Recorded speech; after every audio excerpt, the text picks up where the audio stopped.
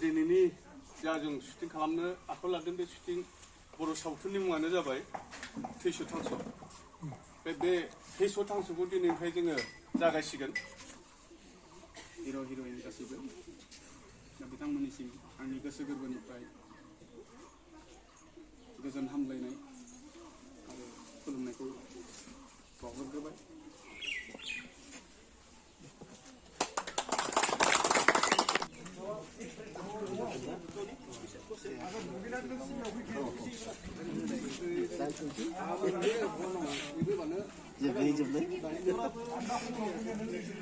जोंहा activities shooting खालामगासिनो माने फट' शुट खालामगासिनो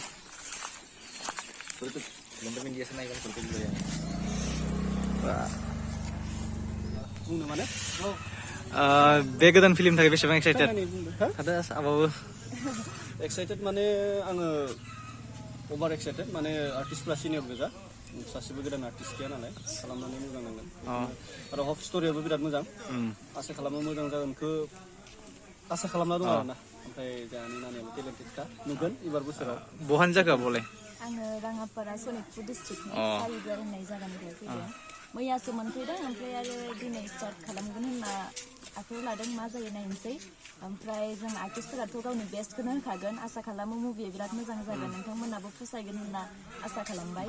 ओमफ्राय आब'नि थाखाय बे फिल्मा फार्स्ट ना जेनेबा माने फार्स्ट सेकेन्डआव फार्स्ट ना माबायाव थागोन लिडिं हिर'आव थागोन सानै नेरसोन बसुमतारी सिनायखायो दा गोबां फिल्म खालामो बिथाङा ओमफ्राय जोंहा मेन लिडिं हिर'इनाव थाबाय नै नानिया बेनिफ्राय बाखि सिनियर आर्टिस्टफोर दं जोंहा मेन्देला दाबिमोन दङ बिसोरो दङ जमानो गासैबो आसा खालामो गासैबो अनसायना लागोन।